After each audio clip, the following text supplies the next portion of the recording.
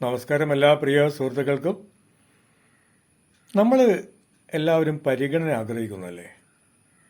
പരിഗണന എവിടെ നമുക്ക് കിട്ടുക? സ്നേഹമുള്ളിടത്ത് അല്ലേ? സ്നേഹമുണ്ടെങ്കിലേ നമുക്കവിടെ പരിഗണന കിട്ടൂ. അപ്പം നമ്മളെപ്പോഴും കൊതിക്കുന്നത് ഒരു പരിഗണന കിട്ടാൻ വേണ്ടിയാണ് അല്ലേ? അതായത് സ്നേഹത്തിന് വേണ്ടി അല്ലേ? സ്നേഹം എവിടെയുണ്ടോ നമ്മൾ അങ്ങോട്ട് പോകും അല്ലേ? അങ്ങോട്ട് ചായും നമ്മുടെ മനസ്സ്. അത് മനുഷ്യ സഹജമാണ് അല്ലേ? നമ്മളെപ്പോഴും തിരയുന്നത് എവിടെയെങ്കിലും നമ്മളെ സ്നേഹിക്കുന്നവരുണ്ടോ, നമ്മളെ പരിഗണിക്കുന്നവരുണ്ടോ എന്ന് തന്നെയാണ്. അതുകൊണ്ടാണ് എല്ലാ ബന്ധങ്ങളിലും നമ്മൾ ആഗ്രഹിക്കുന്നത് പരിഗണനയാണ്. പരിഗണന കിട്ടിയില്ലെങ്കിൽ മറുകണ്ഠം ചാടും ഇല്ലേ? പരിഗണന നമുക്ക് എവിടെയുണ്ടോ അവിടെ നമ്മൾ അങ്ങോട്ട് പോകും, അങ്ങോട്ട് ചായും എന്നുള്ളത് നടക്കുന്ന കാര്യങ്ങളാണല്ലേ? സ്നേഹമുള്ളിടത്തെ നമ്മൾ നിൽക്കൂ, സ്നേഹമില്ലെങ്കിൽ സ്ഥലമിടാൻ നോക്കൂ. അതുകൊണ്ട് തന്നെയാണ് ബന്ധങ്ങളിൽ പലപ്പോഴും കുടുംബ ബന്ധങ്ങളിലൊക്കെ ഉലച്ചിലുണ്ടാവുന്നതും അല്ലേ?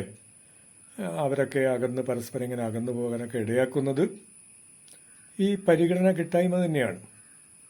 അതുകൊണ്ട് നമ്മളെപ്പോഴും ബന്ധങ്ങളിൽ, കുടുംബ ബന്ധത്തിലായാലും എല്ലാവരുമായിട്ടും സൗഹൃദമായാലും എല്ലാ ബന്ധങ്ങളിലും നമ്മൾ മുൻതൂക്കം കൊടുക്കേണ്ടത് പരിഗണനക്ക് തന്നെയാണ്.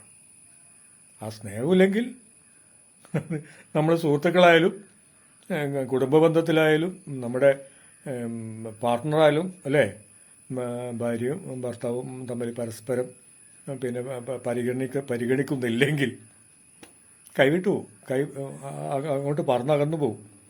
അതുകൊണ്ടാണ് ഇവിടെ പല ബന്ധങ്ങളും ഇവിടെ ഉണ്ടാവുന്നത് അല്ലേ? ഇപ്പോഴ് പിന്നെ ഫേസ്ബുക്ക്, പിന്നെ ഇൻസ്റ്റ അല്ലേ, ഇങ്ങനെ തുടങ്ങിയ മാധ്യമങ്ങളൊക്കെ ഇല്ലേ?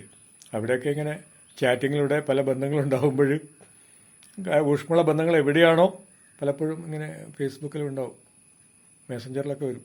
ചായ കുടിച്ചോ, ചോറ് തിന്നോ എന്നൊക്കെ ആരെങ്കിലും ചോദിക്കുമ്പോൾ അവരുമായിട്ട് പിന്നെ ചാറ്റിംഗ് ആവും. കാരണം തന്നെ പരിഗണിക്കുന്നുണ്ടല്ലോ എന്ന് വിചാരിക്കൂ അല്ലേ?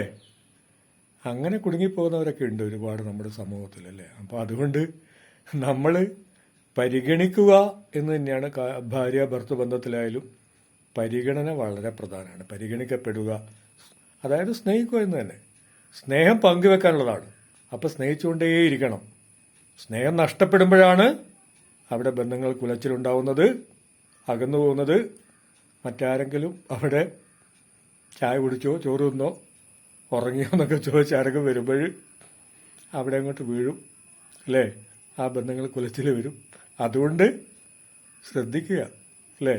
സ്നേഹിക്കാനും പരിഗണിക്കുവാനും മുൻകൈ എടുക്കുക, അതിൽ താല്പര്യം കാണിക്കുക.